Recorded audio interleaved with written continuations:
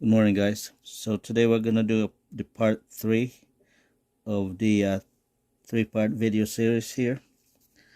If you recall, the first part was just basically showing you the kind of lures I use in catching mackerel, and part 2 is how I make my own mackerel rigs using surgical tubings and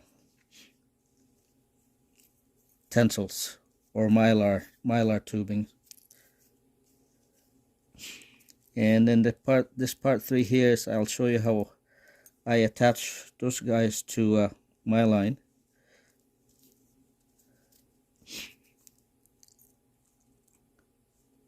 So the first thing I do is I attach my swivel at the end of my line, just like this,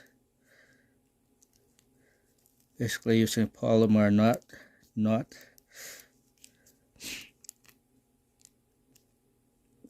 Just like that, and then I go up about 8 to 10 inches, and then just do a overhand loop. So just put it through there twice, and then just pull, just like that. Really simple. You can do the dropper loop if you prefer, but for mackerel this works just fine. So that's one. Go up about 8 to 10 inches, like I said. Do it again. Put it through the loop twice.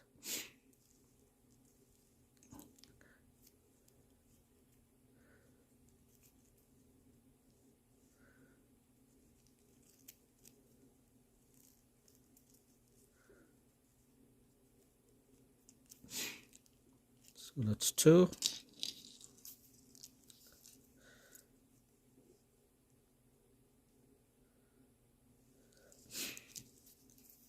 Go up another 8 to 10 inches. Again, guys, it all depends on how many hooks you want to put on here. If you want to just do 2 or 3, which really doesn't make sense, you can, or you can go 5, 6, or even more. So now we got 3. I think what I'm going to do is I'm just going to do 4, or maybe even 5. And again, just keep repeating this until you get 5 loops.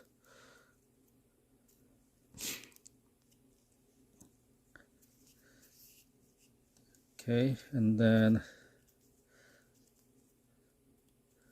we'll do, I think we already have 4 now, so we'll do 5. 1, 2. All right, so that's pretty much it. Let's see, make sure we have 5 of them. 1, 2, 3, 4, 5. Okay. Now, what I usually do before I attach my lines here is I take some beads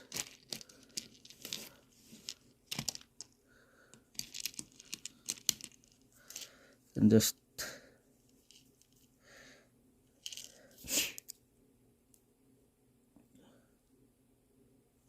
like that.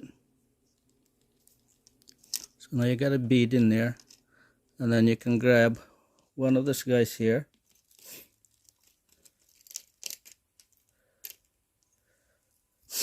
and since you already have a red beads, well, I guess it doesn't really matter. You can grab like a yellow colored lure and just put it through here.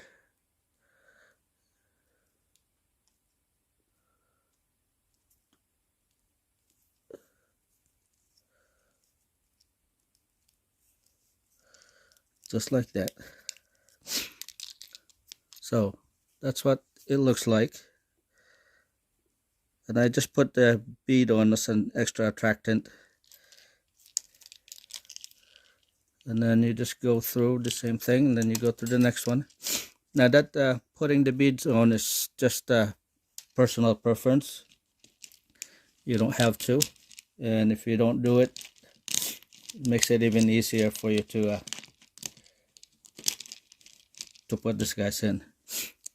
In fact, I'm just gonna start putting these guys without the beads.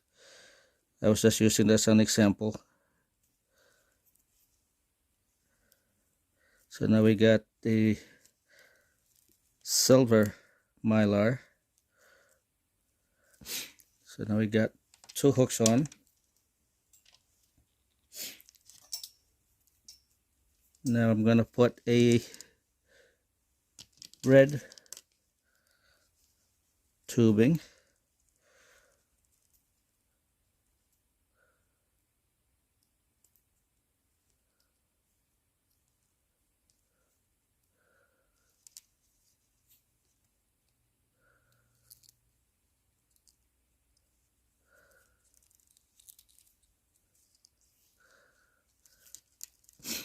So now we got 3 hooks on.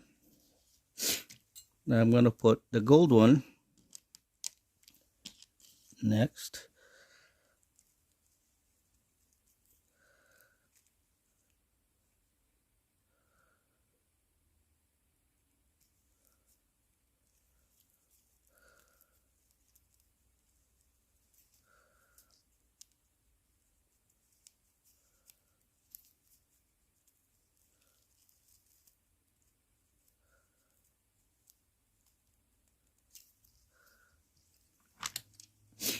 And finally,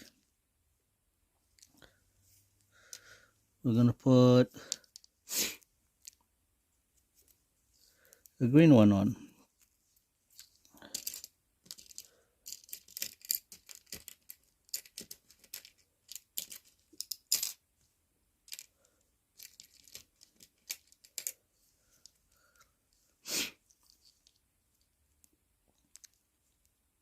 Again, guys, if you want, you can put on beads like I did on the first one, and you can put whatever color beads you like. And right now the only one I have is the red ones, so that's all I'm gonna put in for now. But they also have different colors, like I said, and then you can do that. So now go up another 8 to 10 inches, and then just put in your loop to attach to your main line.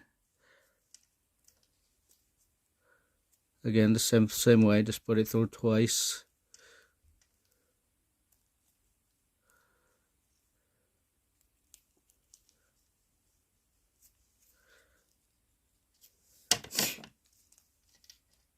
Cut it, and you're done.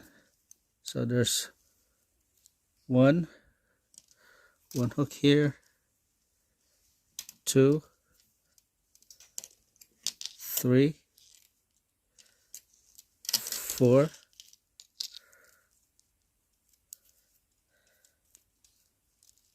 5, and then you get the swivel at the bottom, which if you wish you can attach either a diamond jig, which will give you 6 hooks, or some kind of or you can put a sinker if you want to keep it at 5 hooks. So now it doesn't have to be a diamond jig, it can be any metal spoons or some kind of jig that has some weight to it, so you can cast it out. So that's pretty much it. And then after that, you just attach this to your main line, and we'll show you what it should look like once it's attached. A few moments later. So here we go, guys. Now I'm actually outside now, just so I can show you what it looks like after attaching it to my main line. So as you can see, the spacing is not quite as good as I had intended it to be. But maybe this is a good thing, because now I can show you what can happen if your spacing is not right.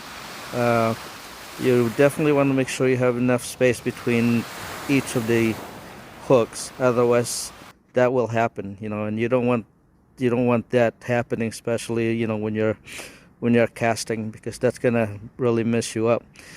Not only that, if you have a line full of fish, they're gonna get tangled. So make sure that your spacing is proper. Some parts of this is actually right, 8 to 10 inches, or even maybe 10 to 12.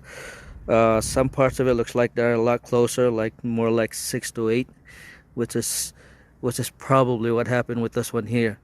But just make sure that your spacing is the right amount, so you don't run into problems.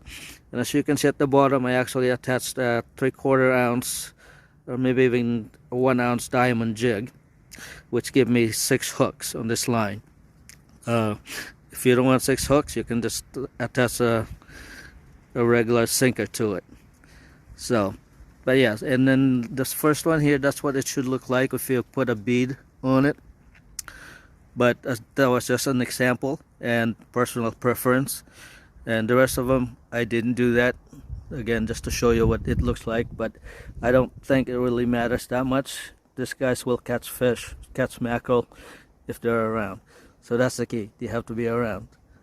Unfortunately, it's the end of this season now here, and we can't test this out until the springtime, but I'm confident that this thing will work. So, but yeah guys, so that's pretty much it. Just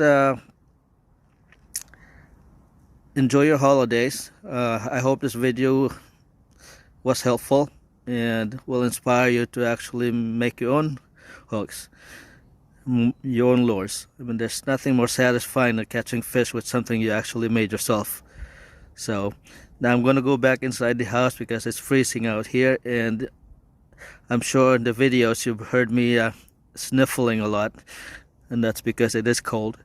So can't wait until the spring and to get back out there. Okay guys, thank you for watching, and again, if you haven't subscribed yet and you enjoy watching my videos, please do so. Take care guys. Happy holidays.